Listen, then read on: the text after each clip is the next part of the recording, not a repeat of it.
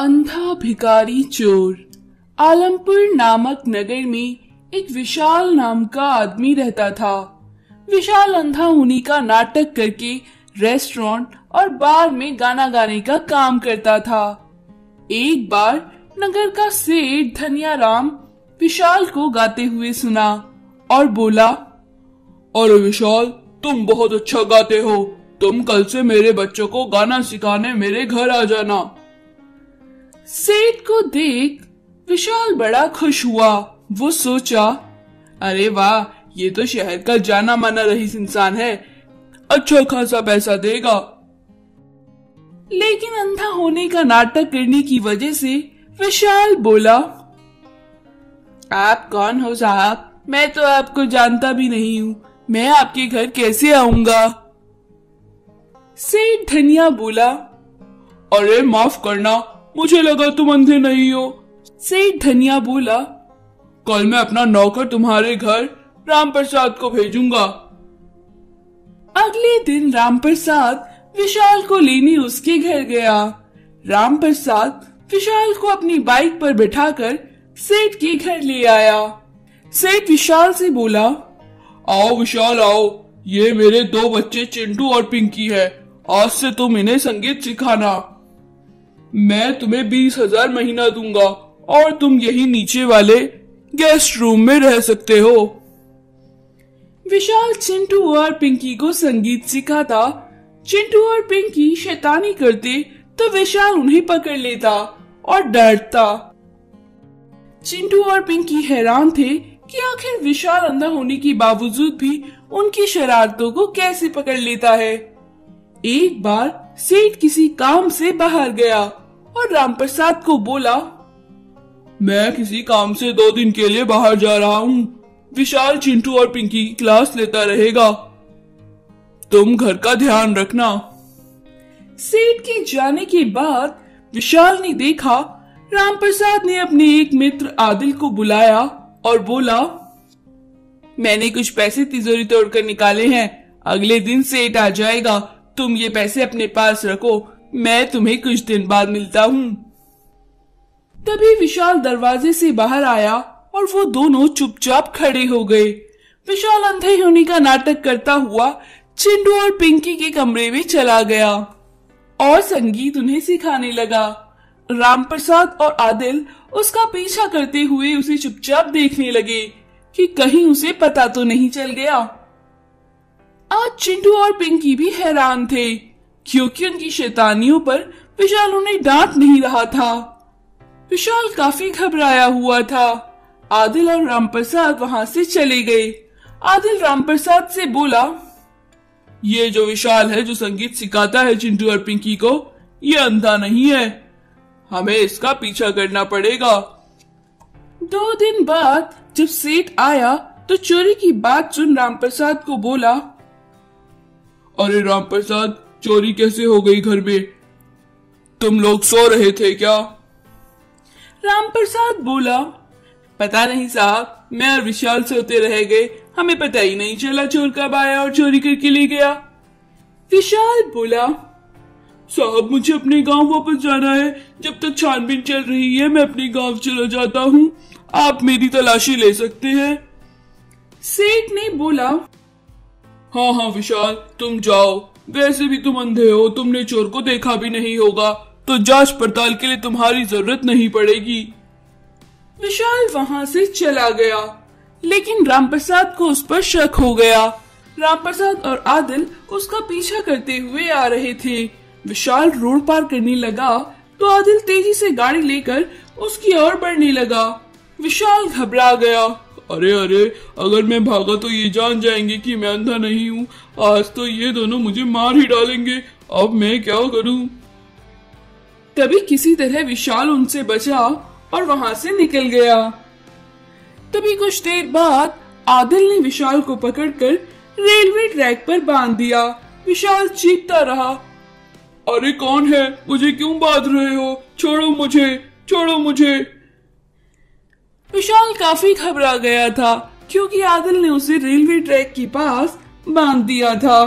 तभी वहां से पुलिस की गाड़ी निकली और विशाल को वहां बंधा देखकर उसे खोलनी आई और विशाल को थप्पड़ मारते हुए बोली, क्यों बे, सुसाइड कर रहा है? अंधा है तब भी यहाँ पर आकर सुसाइड कर रहा है। विशाल बोला, नहीं नहीं साहब, ये दोनों शैतान जो वहाँ खड़े हैं मुझे यहाँ बांधा है, मैं कोई अंधा नहीं हूँ। और फिर विशाल ने पुलिस वालों को सारी सच्चाई बताई। पुलिस वाले सेठ के घर गए और रामप्रसाद और आदिल को जेल में डाल दिया। विशाल ने सेठ से बोला, मुझे माफ कर दो साहब, मैंने अंधा होने का नाटक किया। सेठ ने विशाल को माफ करके उसे अपने वहां नौकरी पर रख लिया। बड़ी चाबी। धूलिया नामक नगर में लखन, गगन, लगन नाम के 3 चोर रहते थे। वो तीनों घरों से टीवी, पैसे, गहने चुराते थे और दुकान से सामान चोरी करते थे। और वो और भी छोटी मोटी चोरियां करते थे। एक बार लगन गगन और लखन से बोला, हमें कोई बड़ी चोरी करनी चाहिए, कब तक ये छोटी मोटी चोरियां करते रहेंगे? लखन बोला, हाँ, लगन ठीक कहता है, इस तरह तो हम जिंदगी भर भी चोरी करेंगे तो भी हमें नहीं हो पाएंगी। हमें जल्द ही कोई बड़ी चोरी करके राजनीति में चले जाना चाहिए। एक बार नेता बन गए फिर सरकारी खजाना ही लूटेंगे और धांधलीबाजी करेंगे। हा हा हा हा।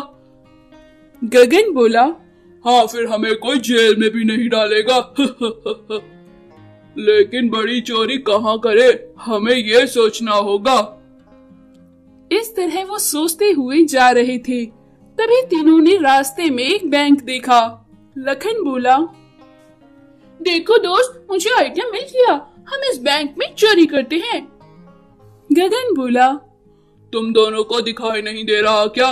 यहाँ कितनी सिक्योरिटी है और कितने गार्ड हैं और कितने पुलिस वाले खड़े हैं, अपने पास कोई हथियार भी नहीं है, कैसे करेंगे यहाँ चोरी? ऐसा कहकर तीनों वहाँ से चले गए। तभी कुछ दिन बाद तीनों फिर मिली। लगन बोला, देखो मुझे एक आइडिया आया है, मेरा एक मित्र बहुत बड़ा साइंटिस्ट है, वो बहुत आविष्कार करता है, क्यों ना हम उसे जाकर बोले कि वो हमारे लिए कुछ ऐसा केमिकल बनाए जिससे हम छोटे हो जाएं, चूहे के आकार के, हमें कोई देख भी नहीं सकेगा और हम बैंक से पैसा चुरा कर ले आएंगे। गगन और लखन बोले, हाँ, आइडिया तो अच्छा है, चलो चलते हैं। तीनों लगन के दोस्त साइंटिस्ट अपाले के वहाँ चले जाते हैं। तीनों साइंटिस्ट अपाले को बोलते हैं, हमें छोटा होना है, चूहे जैसा। क्या तुम्हारे पास ऐसा कोई केमिकल है? साइंटिस्ट अपाले बोला, हाँ, मेरे पास ऐसा केमिकल है जो तुम्हें चुटकी में छोटा कर देगा, बिल्कुल चूहे जैसा। साइंटिस्ट अपाले ने उन्हें छोटा होने का टॉनिक दे दिया। तीनों ने वो टॉनिक पिया और जैसे ही उन्होंने वो टॉनिक पिया वो चूहे जैसे छोटे बन गए।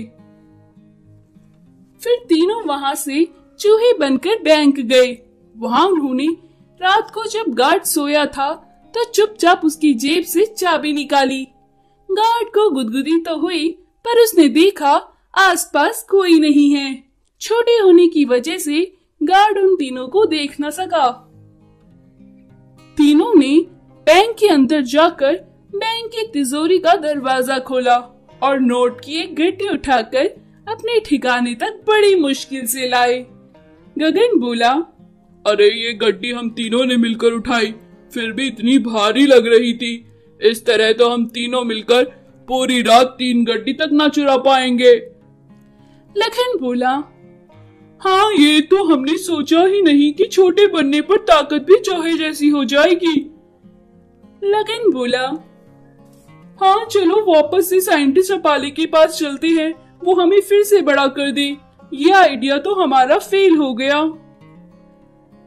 तीनों फिर से साइंटिस्ट अपाले के पास गए और बोला, हमें फिर से बड़ा कर दो, ये छोटे रहने का आइडिया अच्छा नहीं था हमारा।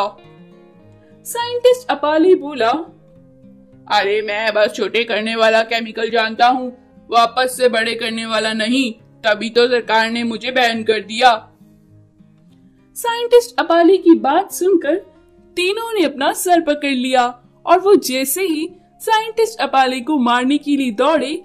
साइंटिस्ट अपाले ने उन्हें कैद कर लिया। तो दोस्तों, हमें बिना सोचे समझे कोई भी काम नहीं करना चाहिए।